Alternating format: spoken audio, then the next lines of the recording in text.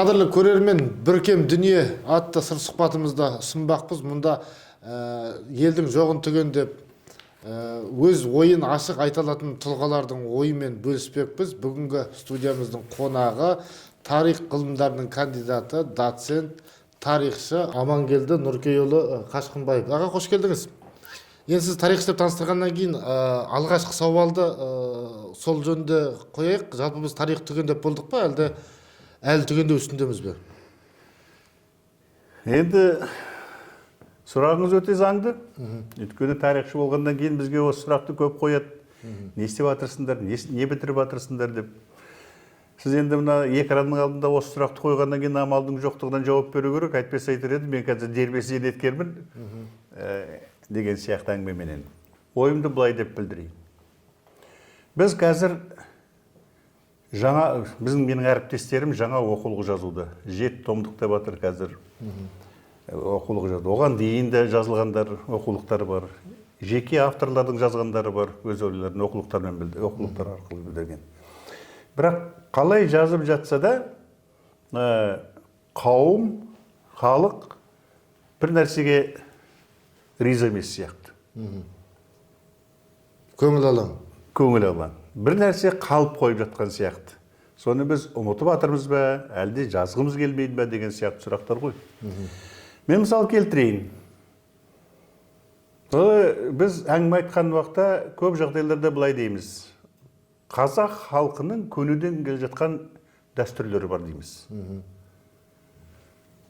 Ата заңдары бар дейміз, дала заңдары дейміз де болмаса. Сол сияқтарды көп айтамыз. Енді осыған байланысты менің ойым, егерде біз тарихты түгендеу әрекетіне кірісетін болсақ, кіріскіміз келсе, шын мәнісінде, менің ойымша бірінші осы мәселелерге назар аударсақ. Мысалы, барымта деген бар, билер институты деген бар, батырлар институты деген бар. Жалпы осының барлығын кейде біз айтамыз, халықтың салт дәстүріне негізделген тарих деп. Міне менің ойымша, біз осы бір мәселеге назар аударсақ. Деп отырған себебім, мен былтырдан бері деректермен жұмыс істеп отырмын, қазір уақытым молдау. Бір дерекке назар аудардым. Бұл дерек 1864 жылы қабылданған бір іске байланысты. Яғни 1864 жылы Орынбор мен Сібір ведомстволарына қарасты қазақтардың арасында бір дау болған. Жер мәселесіне байланысты. Мен оны қазір қалай болды, неге болды дегенге айтпай қояйын. Қажет қылған адам өздері тауып алар. Бұл дерек мысалы бар, орыс-қазақ қатынастары деген құжаттар жинағы бар, 2 томдық, соның ішіне қарауға болады. 1864 жылы. Міне осы жер мәселесі бұл өте күрделі мәселе. Қазақтардың арасында да болған мәселе. Мысалы, бірде жайлауға таласады, бірде күздеуге таласады деген сияқты. Бірінің малын алып кетеді, екіншісінің малын тартып алады, ұрлап әкетеді деген сияқты. Міне осының барлығы қазақтардың арасында болғанменен үлкен жанжалға, үлкен дауға бармай отырған. Неге? Өйткені бұл жаңағы айтқандай, көне бір дәстүрлерге негізде отырып, реттеліп отырған. Кіші жүздің тайпалары дейік.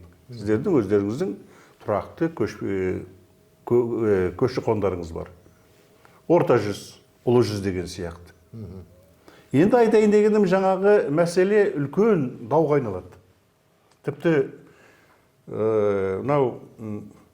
наймандар, соның ішінде қыпшақтар бар, арғындар бар. Соғыс дәрежесіне жеткен сияқты. Қырғын соғыс. Орыстар шеше алмайды. Жаңа мен тек жай айтқан жоқпын. Орынбор мен Сібір ведомствосы. Орыстар шеше алмай отыр. Сөйткен уақытта бұлар қазақтардың беделді азаматтарын жинайды. Соның ішінде Шоханның әкесі бар. Шохан әйгілі Шохан Уәлихановтың тағы да басқа, Ақмоладан келген аға сұлтандар бар. Осылар отырады шешім қабылдайды. Одан кейін жаңағы үкіметке сол кездегі Сібір ведомствосына рапорт дайындайды. Сөйтіп те айтады, біз тоқтаттық дейді бұл дауды. Бұл енді болмайды. Қалай деген уақыт айтады. Біз шешімге келген уақытта қазақтың дейді, халықтың сал дәстүріне негізделіп отырып шешім шығардық дейді. Мінекей біз тарихта айтқан уақытта осы мәселелерді білеміз бе? Жай айта саламыз. Сал дәстүр дейміз. Тереңде байламаймыз. Ар жағын айтпаймыз. Бұны көп әсіресе мына жас, өсіп келе жатқан жас, жетіп келе жатқан жастар бұның барлығысын біледі ме? Біледі. Мысалы, жақында мінекей біз Наурыз мерекесін тойлаймыз. Наурыз әр жерде кезеңге, уақытқа байланысты келеді. Мысалы, арқада өте кеш келеді. Боранды күндері қалайсыз? Ағаш егіп көше тазалайсыз деген сияқты. Сіздің жақтарыңызда батыста басқаша көрісуден басталады. Наурыз айының 14-нен бастап көрісу дейді. Оңтүстікте ұзақ болады. Ағаш егеді, үйді тазалайды. Ондайлар бізде де, мысалы мен енді Арқаның азаматымын ғой, ол жақта да болған. Бірақ біз соның барлығысын біле береміз бе? Немесе мәнді түрден аша аламыз ба? Яғни біздің түгендейтініміз де көп әлі. Міне. Мысалы, мен бала кезімнен есімде қалғаным, осы Наурызда, көктемде. Анамыз тамақ пісіретін, ет асатын. Етті қамыр жайғаннан кейін қамырдың шетіне уыз қоятын. Бізде сондай бір салт бар. Уызды, оны білесіз, уыздың не екенін, сүттен жасалады. Міне, мен айтайын деген жаңағы ойым, сондықтан біз жаңағы түгендеп жатырмыз ба деген уақытта осындай бір мәселелерге назар аударып отырсақ, мүмкін сонда халықтың ойынан шығатын шығармыз, тарихымызды дұрыстап. Осының барлығысын біз неге ұмыттық? Орыс империясының құрамында болдық. Кіре бастағаннан бұлар ең бірінші салт дәстүрге, тілге назар аударды деген сияқты. Ал енді біз тұлғалардан мысалы кімді жоғалтып алдық қазір? Кімдерден елеп ескермей жүрміз? Кімдер ескерусіз қалды? Мен жақында мысалы бір дерек тауып алдым. Кезінде мен Ілияс Есенберлиннің шығармашылығымен айналысқам. Ол туралы кітап жазғам. 2 рет өңдеп шығардым, 2-ші рет өңдеп шығардым. Не таяу арада осыған тағы да бір мақала жазу керек болды тағы. Оның айтқандарын, Есенберлиннің айтқандарын. Енді біз тарихшы болғаннан кейін дерекпен сөйлейсіздер. Дерекпен дәлелдеуіміз керек қой. Бір айтқан жерлерін көрген сияқты болдым дағы, сосын Шоқаннан қарай бастадым. Шоқан Уәлихановтың еңбектерімен кімнің жазушы Есенберлиннің айтқандарын салыстырып, шындыққа жақын ба деді. Сөйтіп отырған уақытта бұрын назар аудармаппын, бір есім тарс ете қалды. Тайжан Азнабаев деген. Мына Баянауылдың азаматы болған екен. Мінекей осы кісі 1825-30 жылдары осы Ақмолада атылыпты. Атылған. Ана орыстың әскери сотының шешіміменен. Не үшін? Ана Баянауылдың адамдарын үгіттеп, орыстардың саясатына қарсы қоя бастаған. Жерлерінен айырылып атырсыңдар. Баянауыл орыстанатын түрі бар. Ана жағында Көкшетауың тұр деген сияқты. Міне сол үшін басқаларға үлгі болу үшін деп жаңағында. Менің айтайын деп отырған ойым, осындай азаматтар бар. Енді мен қазір бірден сізге тізбектеп айта алмаймын. Ертерек айтқан уақытта мүмкін. Не болмаса қазір қараңыз. Айтылды ма осы тұлғалар жөнінде? Жақында ғана мінекей Смағұл Садуақасов жөнінде 2 дерекке тап болдым. Біреуі кино, документ, кинолық материал айтып жатыр. Сонда соғыс туралы айтылған. Екінші міне жақында газетке шықты. Біз оның өмірін, халыққа сіңірген еңбегін жоғарыда мен айтып кеттім ғой. Көбінесе жалпы айтады. Міне қазақ жалпы. Ер азамат, үйтті деген сияқты. Енді жақында оқып отырсам, ол кісінің істеген тіршіліктері енді мынау қазір біздің кейбір азаматтардың мына үкімет басында отырған, билік басында отырған үш ұйықтаса ұйқысына келмейтін әрекеттер. Орынборды орыстарға бермеген. Бұл 20-шы жылдары Орынборды. Қостанайды бермеген. Қазақ жеріне енгізіп алып, қазақты. Семей облысын түгелменен қазақтандырған. Қазақ ел. Ол үшін не істеген ол? Анау, енді большевиктер үкімет басына келгеннен кейін билікті кімдер өзінің партиясы, большевиктер партиясының өкілдеріне де берді ғой. Олардың көбі орыстар. Сонда анау жергілікті биліктің басында қазақтар болмаған. Сонда Смағұл Садуақасов келіп, оны жіберген уақытта ең бірінші істеген әрекеті жаңағы орыстар қаптап отырған билік органдарды тарқатып жеріп, қайтадан сайлау өткізіп, қазақтардың санын көбейткен. Міне осы тұрғыдан да біз жаңағындай айтуымыз керек. Міне осында не болмаса, айтайық, тағдыры тәлкекке ұшыраған деп кейде мен айтам да, Сәкен Сейфуллин. Жан тәніменен деп айтуға болатын шығар, кеңес үкіметі үшін күрескен азамат. Ал біз оны әлі күнге дейін былай тартамыз деген сияқты. Сондықтан осыларды біз осындай мәселелерді нақтылап алуымыз керек. Ал мен бір жерден оқығаным бар, Сәкен Сейфуллин туралы. Ол түрмеде ертең атылады деген күні дейді. Жанындағы камерадағы отырған бір кісіменен таласып жатыр дейді. Әлемдегі ең әділетті партия большевиктер партиясы деп. Көрдің бе? Ертең атылайын деп отыр. Ал енді ол кісіні біз қалай кінәлаймыз? Сен неге? Ол әлі алдында отырған оқиғаларды көріп білген жоқ қой. Бірақ 25-ші жылдардан бастап оны ұлтшылсың деп кінәлай бастаған. Ұлтшылсың деп кінәлай бастаған. Жаңа Смағұл Садуақасовты кейін екеуінің арасы ажырап кеткеннен кейін қайтадан өзі ЦИК-тің төрағасы болып жүрген уақытта атқару комитеті ғой енді Қазақстанның. Соның құрамында шақырып, мына кісіні билікке тартқан. Міне осындай тұрғыдан әлде азаматтардың айтатындары көп сияқты. Мысалға сіз жаңа Смағұл туралы айтып отырсыз, Сәкен туралы айтып отырсыз. Оқыған тоқығаныңыз бар. Ал қазіргі ұрпақ кімді бағдаршам ету керек? Біздің жастар қазіргі уақытта ешкімге еліктегісі келмейді. Бұл менің ойым тағы да айтып отырмын. Еліктегісі келмейді. Неге? Өйткені біздің оларға айтып жүрген өсиеттерімізбенен біздің істеп жатқан қылықтарымыз бір-біріне сәйкес келмейді. Дөрекілеу мысал келтірейін. Мысалы, енді несіне жасырамыз? Арақ ішеміз. Арақ ішеміз, балалар қорсамыз. Неге жесін деп? Мен бір уақытта декан болған кісімін. Еуразия ұлттық университетінде. Сонда бір күні ректорымызбен екеуміз әңгімеге келіп қалдық. Маған айтады, жатақханаға бар, сенің студенттерің арақ ішіп жүр, үйтіп жүр, бүйтіп жүр деп. Мен айтам, бармаймын деймін. Неге бармайсың? Сен декан емессің бе дейді. Бармаймын деймін. Неге дейді? Мен айтам, оларға барып қой деп айтуға, арақ ішпе деп айтуға менің құқым жоқ деймін. Қалайша дейді? Мен айтам, мен өзім арақ ішемін ғой деймін.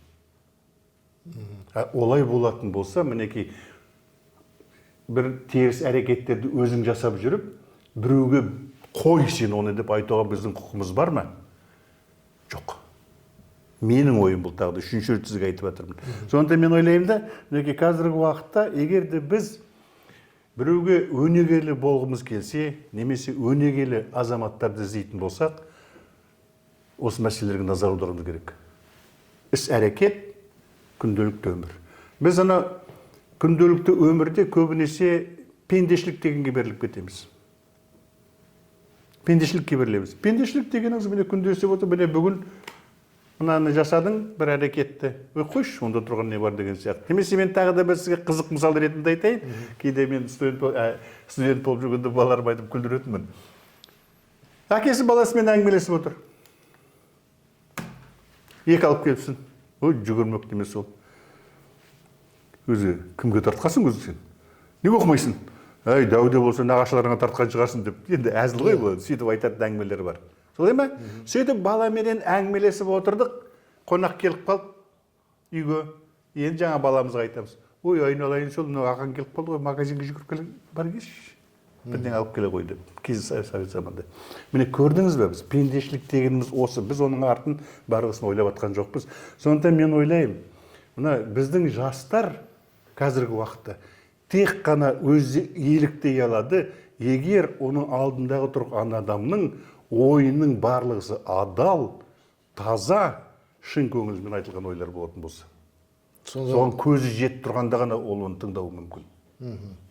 Ал енді сіз жаңа дерекпен, дәйекпен, нақты фактімен сөйлейтін адамсыз ғой енді, тарих дегеннен кейін, жалпы өз оқырманын жоғалтпаған жазушыны кімді атар едіңіз? Жазушы бар ма өзі? Оқырманын әлі күнге ұстап келе жатқан. Әрине. Мен жаңа бір ауыз айтып кеттім. Менің бүгін көзім жетіп оқырманын әлі күнге дейін жоғалтпай келатқан жазушылардың бірі бұл Ілияс Есенберлин. Бірақ оны айту үшін оны білу керек, оны тану керек деген сияқты. Мынау атақты көшпенділер романын жазуға кіріскен уақытта, кірісердің алдында, бір күні ол үйіне келіп, әйелін айтатын көрінеді. Мінекей мен ана Кенесары туралы жаздым. Роман жазуға кірісейін деп жатырмын деп. Әйелі жылап қоя беріпті. Саған осы күнге дейін көргенің аз болды ма? Енді сен қазір Кенесарыны қозғайтын болсаң, онда тағы да сенің соңға, сіз өзіңіз айтып отырған майша мауқат дегенде, ана кісі қатты күрсініп қойып айтатын сияқты. Қайтейін енді, жазып қойдым деп. Енді романды жазып қойғаннан кейін, Кенесары туралы. Көрдіңіз бе? Мен сондықтан ол кісінің жаңағы осындай бір образдар арқылы, не болмаса оның өмірінде мынандай бір оқиға болған, сотталған ол кісі, 10 жылға сотталған. Бірақ енді ол сотталған себебі Москваға, консерваторияның директор болып жүрген уақытта Москваға барады, Мәскеуге барады ғой. Әртістер барады, басқалар барады деген сияқты. Сол қайтып келіп есептескен уақытта жұмсалған ақшаменен, есептегі ақшаменен жұмсалған ақшаның екеуі сәйкестігі жоқ. 3000 рубльдей мойнына. Бірақ кейін ол дүние мүлкін сатып, орнына келтіргенменен кейін, сәл уақыттан кейін қайтадан соңына түсіп соттатқан. Міне осындай бір әкеліктері бар. Ал енді жарайды, ол енді тіршілікте, күнделікті өмірдегі болып жатқан оқиғалар ғой енді. Ал енді оның нешісі, көшпенділері. Бұл нағыз халықты оятқан. Сондықтан мен ойлаймын да, оқырмандарын жоғалтпаған жазушы деп осындайларды айтып отыр. Әзілхан Нұршайықовты айтар едім мен, Ақиқат пен аңыздың, Бауыржан Момышұлы туралы жазған. Көп қой енді, көп қой. Ал енді Мұхтар ағамыз туралы, Мұхтар ағамыз да өзі жарықтық иманды болсын. Міне, менің алдымда қазір осы мынаны әдейі ала келдім. Бұл қазақ әдебиеті, ой деп. Иә, қазақ әдебиеті. 7-ші ақпандағы шыққан номер. Сонда мына жерде бір қазақ тарихының шежіресі депті. Аса көрнекті жазушы Мұхтар Мағауин. Қазақтың ұлы жазушы, классигі Мұхтар Мағауин деп тұр. Ал осы сөздерді ол кісі естімей кетті ғой. Ал енді жанарға берген эксклюзивті сұхбатын тыңдасаңыз, ол кісі айтады. Мені жазушы ретінде мойындамай кетті дейді. Менің әріптестерім дейді. Кейбіреулердің фамилиясын айтады. Мен елден кетуге мәжбүр болдым дейді. Бір кісінің арқасында дейді. Президент Назарбаев айтады. Бұл кісінің жанарға берген сұхбаты, бұл тағы да менің ойым, жеке ойым. Бұл кәдімгідей бір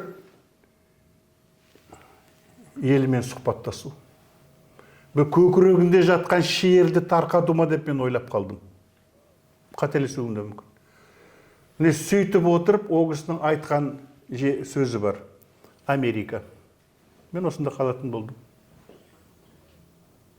Балаларым ертең Түркияға көшейін деп жатыр. Бірақ мен осында қаламын, осы жерде деп. Неге деген сұрақ туындайтын болса айтады, енді бұл жерде талай мыңдаған қазақтар жатыр ғой дейді, 2-ші дүниежүзілік соғыста қайтыс болғаннан сияқты. Бірақ мен ойлап қалдым. Бұл кісі енді қазақ мұңын жоқтаған жазушы ғой енді. Мен сізге қазір айта алмаймын, ол кісінің шығармаларын оқыдым, керемет оқыдым деп. Бірақ енді қазір сізге бір серт ретінде айтайын, кірісем жақсылап ол кісінің. Сосын мүмкін балаларыма өсиет етермін, бұл кісіні танып жүріңіздер деп. Бірақ енді ол оқылған жазушы ғой. Оқылған жазушы ғой енді. Оқылған. Мен өзімді ғана айтып жатырмын. Енді қазақтың мынандай сөзі бар. Жаңағы қазақтың мұңын жоқтаған дегендегі айтып жатырмын мен. Мысалы қазақта мынандай бір дана сөз бар. Өз бөтен елде сұлтан болғанша, өз еліңде ұлтан бол деп. Міне осындай қасиетті сөздерді естіп, сол негізде тәрбие алған ағамыздың жағындай шешімге келуінің қандай себептері бар. Бұның бір қиын, мен ойландыратын жері. Енді осы кісінің жаңағы Америка туралы айтып атқан сөздерін естігеннен кейін, мына жас буын не ойламайды? Қой дейді.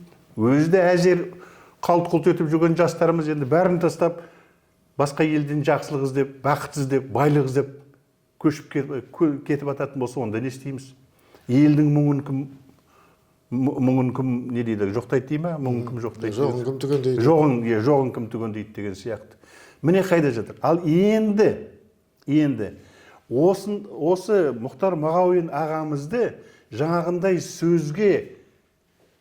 сөзді айтуға мәжбүрлеп отырған кімдер екен? Солар ойланып жатыр ма екен қазір? Міне, мен кейде ойланатым осы, мана жоғарыда айтқандай іс-әрекеттерімізбенен сөйлеген сөздеріміздің арасындағы байланыстың жоқтығы. Мысалы, бір-екі сөзін келтірейік, ағамызды, мен әдейі келгеннен кейін. Мынандай бір өсиет қалдырған екен шығармаларында. Бар бәлені басқаға жаба бермей, ең алдымен өз төңірегімізді түгендеп алайық деп. Бұл кімдерге байланысты айтып отыр? Қазақтарға. Бізде қазір осындай тенденция бар. Әлі күнге дейін біздің проблемаларымызды орыстармен байланыстырамыз. Орыс мемлекетпен байланыстырамыз деген сияқты. Олар кетті жоқ. Өзі бірен-саран орыстар бар. Олардың өзі қазір кішкене біздің айтқанымызға, ешін айтқан уақытта бейімделе бастады. Бірақ ертең империяның ықпалы болмаса, олар тіпті орыстардың өздері қазір айтып жатыр. Біз мінекей, әсіресе бір жақында естіген бір сөздерім бар еді, бір орыстың әйелі айтып жатыр, біз Германияға келдік дейді. Бір ауыз неміс тілін білмейтінбіз. Сонда қағаз толтырған уақытта бізге дейді, қағазда құжаттарды неміс тілінде береді дейді. Мынаны білмейміз, түсінбейміз айтады. Келдің бе? Біліп ал деп. Неге олар дейді, Қазақстанда дандай су керек дейді. Неге тілді білмейді деп? Неге ең бірінші тілді үйренбейді деген сияқты. Міне осының барлығысын реттеп отыратын қарапайым халық емес қой. Сіз ойымды түсініп отырсыз. Аға, сізге көп-көп рахмет уақыт бөлгеніңізге, келгеніңізге. Аман жүріңіз, жақсы күндеріңіз көп болсын. Қадірлі көрермен, жақсылықпен жолығайық, ел аман, жұрт тыныш болсын.